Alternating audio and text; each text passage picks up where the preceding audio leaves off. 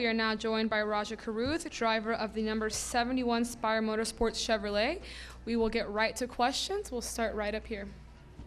Hi, Rajah. Crystal Clay Racing Refresh. You talk about kind of downplaying your success last year and getting your first win here.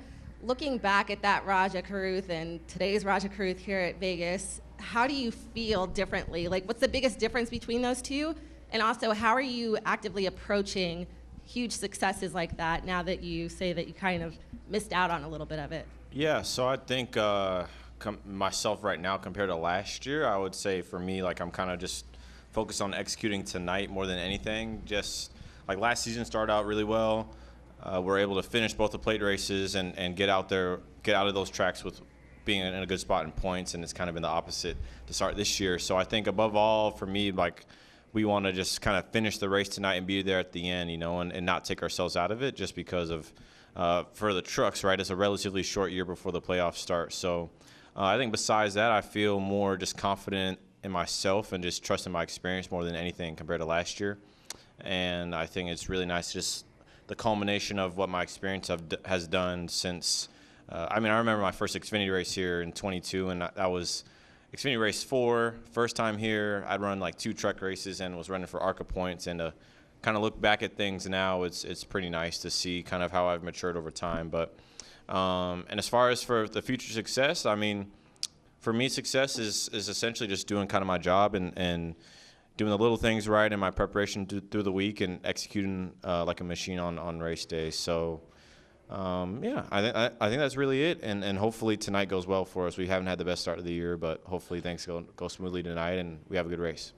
Well, should you win, like, what's that celebration looking like? Instead of kind of playing it down, what are we thinking bigger than what you did last year? Well, if we win tonight, we got a couple of friends in town, so I maybe probably won't be able to downplay it for sure, but it'll be fun. It'll be nice to have like I said, some friends and family in town to support me at the racetrack, and hopefully it'll be a good night for us and we can have some fun. Yeah. Do we have any other questions for Rajah? Let's go to Zach, and then to Lee, and then to Chris. Zach Sterniolo, NASCAR.com. Rajah, how do you is it easier to put the rough start to the season results-wise behind you, knowing that those tracks are so much different than what's ahead for the meat of the schedule, especially starting tonight with a 1.5 mile track? Yeah, definitely it is, Zach, from like a performance standpoint, because I mean, it's not like we ran bad at those tracks, it just didn't finish. So it's nice to kind of get to some I shouldn't say illegitimate, but some racing where it's more determined by driver skill, which, I mean, Atlanta was, I think, but now it's like with no engine restrictions and actually handling kind of mattering, it's kind of getting into the bread and butter of the season. So I think it'd be different if, we went to Phoenix, we went to Coda, and we were in this spot, because those are like, racing where it's not as much of a wild card, but that's kind of the nature of the truck schedule, kind of starting a little bit hectic and taking a little bit before we get into the schedule. But I feel good about the next 3 racetracks for sure, tracks I've run well at and have got some good experience at. So it'd be nice to kind of rebound from the start of the year at Daytona, Atlanta tonight, and then start for the next 2 weeks.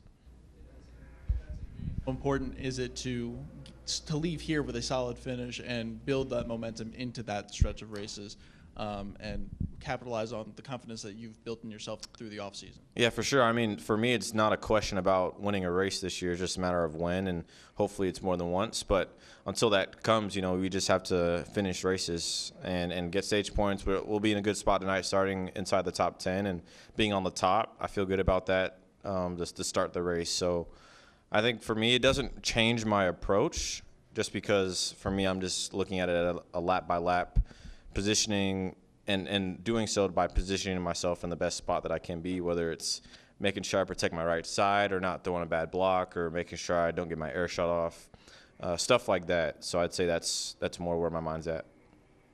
Let's go to Lee and then Jeff.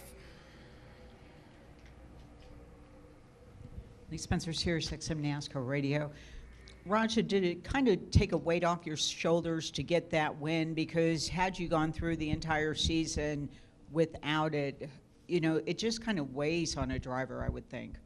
Yeah, I think, but also it kind of did the opposite of getting it so early in the year. It was like, you have to be able to like rise to that occasion again. And we were close a handful of times. I think about Charlotte, the second Bristol, Nashville, Talladega a little bit, and we had times where we were that good, I think, to win again, but ultimately it didn't happen. And then I think reflecting on last year, we weren't one of the best 4 teams. We would be a 5th to 8th place team, and obviously we finished the year 7th in points. So I think for me it was great to accomplish that early in the year, but it really set the bar really high for the rest of the season. So now I kind of know what it takes to achieve that, and I'm glad I had that experience this year, or last year going into this season.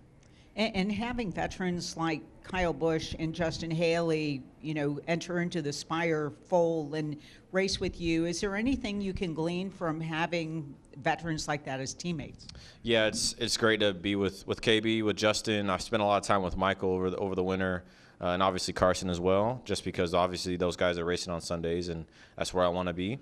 And anything I can learn from those guys is amazing. So it's great. Last year, Kyle was able to run with us in the simulator a little bit for Texas and Darlington, some tracks, so that was really fun. And hopefully kind of the schedule pans out for the Cup guys. They have a lot more going on, and I can see from their perspective, and it's like, I don't want to do truck sim, but it helps us, especially for myself that, like I said, is looking to be there one day. So it's invaluable to have those guys be teammates with us and be in the meetings and kind of be a part of our processes, so I can see where I need to get better at.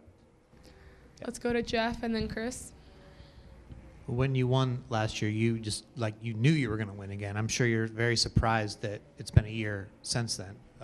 So how do you then avoid pressing or making mistakes or letting it spiral into I've got to do this again, and so now I'm going to try too hard or overstep? How do you hold yourself back from doing that when it's been a year?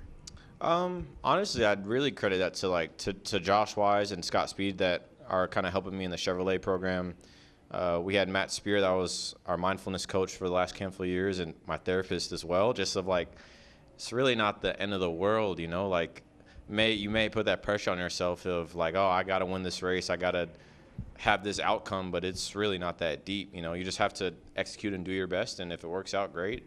If not, you just adjust and go from there. And I don't mean that from a nonchalant perspective, but just more of just not putting the world on my shoulders, because I'm going to do my best. I'll do the preparation, and if it works out, that's great. And if not, we'll adjust and go forward. So it's, I hate to say it, it's really not that deep at the end of the day. I'm going to do my best, and I feel good about our chances, and our trucks are fast.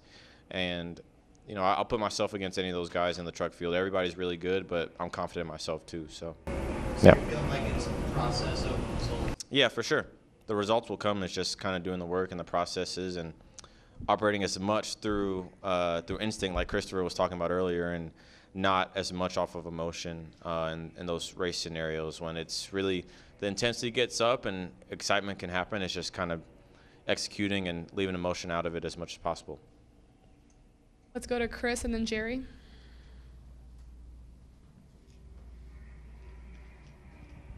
ChrisKnight@Trends.com. Rajah, 2 quick questions for you.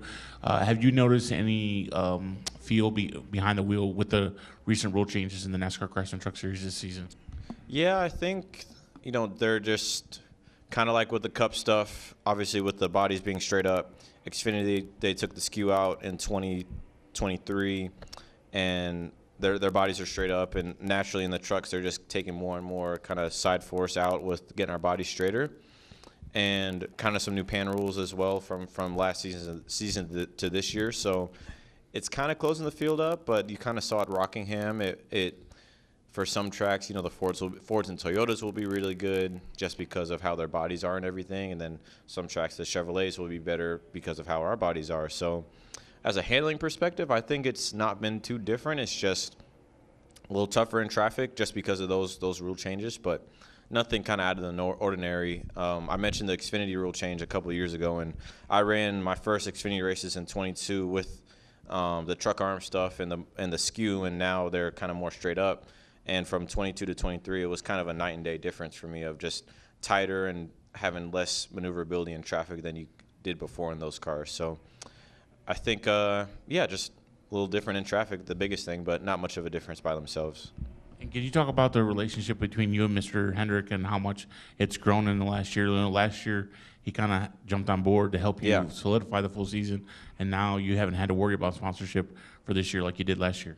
Yeah, I think I'm just really, really thankful for Mr. H, Miss Linda, Brian, Chase, Daryl, Jeff, Gary, everybody at the automotive group for like believing in me. To be honest, I think they kind of just took a leap of faith with me in 23 when I ran the Xfinity car at Phoenix, and then they've just supported me really up through the way, through the success and the wrecks and everything in between. So I've been really thankful to have their support, and hopefully I continue to kind of garner it as we go. But even if it ended today, I'd be super thankful, just because I wouldn't have been racing full time last year probably if not for them, and I'm just really thankful for that opportunity, and hopefully I can continue to make the most of them and represent them proudly. All right, we're going to go to Jerry and then over there in the back.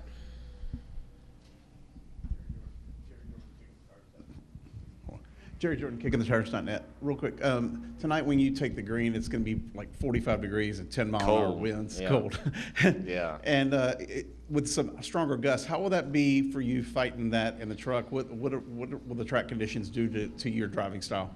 Yeah, I think the wind, like it was a little warmer last year, so we had a little bit more tire dig in practice, and I noticed that today, like I was wide open for a long time by myself, and practice was kind of a little bit of a skewed lap time chart, I think, because a lot of people were able to draft because of just how cold it was, and for me, I just ran by myself the whole time. So I think the wind was a factor for me in practice, and I think it'll probably be the case in the race, specifically over through the center and the exit of turn 3 and 4, just because of how it's blowing. The trucks they move a lot in the wind. Even qualifying at a plate track, they dance around a lot, and it'll be a factor tonight for sure. But it'll be important to like take that into consideration when you're kind of thinking about the balance of your truck and what you're telling your guys, and kind of just like, I know it's doing this, but this is why. So that's kind of my thought process.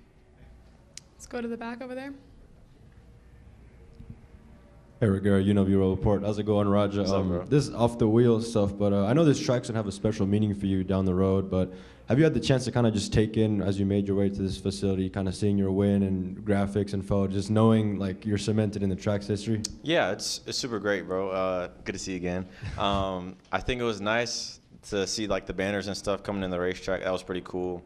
Same with kind of seeing the stuff downstairs. A new experience for me, so hopefully it's not the last for sure, but it was definitely great to kind of see that history, and I'm thankful to have received that. So hopefully we go and can maybe repeat tonight. If not, there's 22 other races that we go to that I feel like we can do it at. So feel pretty good about it. Awesome. You obviously did a lot of iRacing growing up, and you still do. So I saw you mention there the other day that Vegas, the new scan is super realistic. So even as a guy who's running in the top 3 series, how important is it for you to keep getting these reps at home when you're not on the track or on the actual simulator? Yeah, that's a really good question. For me, I look at it as this, right? Like you mentioned the guys that run the high limit stuff or run late models more frequently than not. And for me, last year I ran maybe one late model race and a little bit at Millbridge, and I think a lot of times with how the truck schedule has the 2, 3, 4 week gaps in between races, it's hard to kind of keep the rhythm going. And I think that was where I was lacking a little bit last year when Corey, Daniel, Taylor, like those guys were running Xfinity races, and Ty would run his late model at places like that, and I felt like that's something that would help me. So the biggest thing that I can do that's in my hands to get better is just race. So sim racing is the most available thing for me.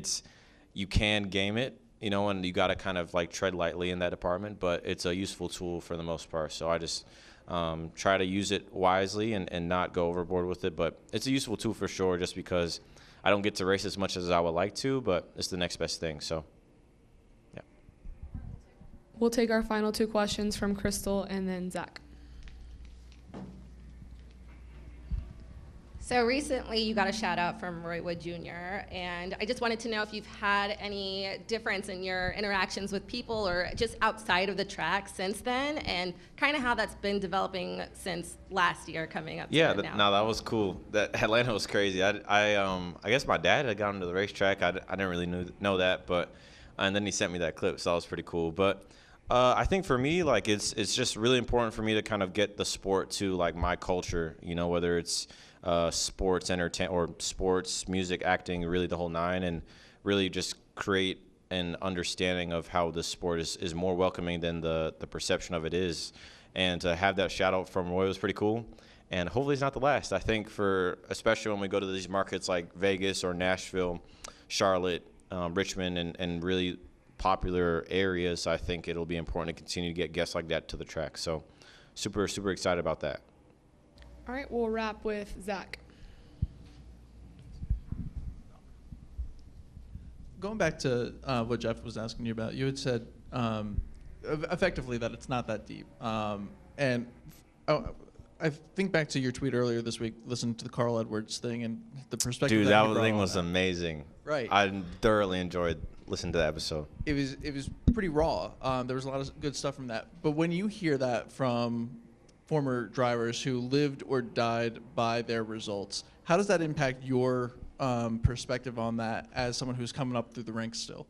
Yeah, I think it's just nice because it doesn't put that pressure on myself. Carl had mentioned that he had in his notebook he literally said, if I win, I'm good. If I'm not, like, I'm going to crash out. And it's like, for me, like, I literally had that same mentality for the longest. I've kept notebooks since I started racing, and I had that mentality for a long time. And it worked at first because I would perform well and have that success. But then compared to other sports, you lose way more than you win in racing. So that was a really hard thing for me to work through. And like I mentioned, the Josh, Scott, Matt, the people in the Chevrolet program, my circle, they just really helped me work through that, of just understanding like to detach from the outcome and just focus on your process and not defining success or your happiness based off of how stuff at the racetrack goes, you know, because you could do everything right. You could do your homework. You can execute it to a T, and you could hit oil on the racetrack. You could run over a pin and start at the back. I mean, you could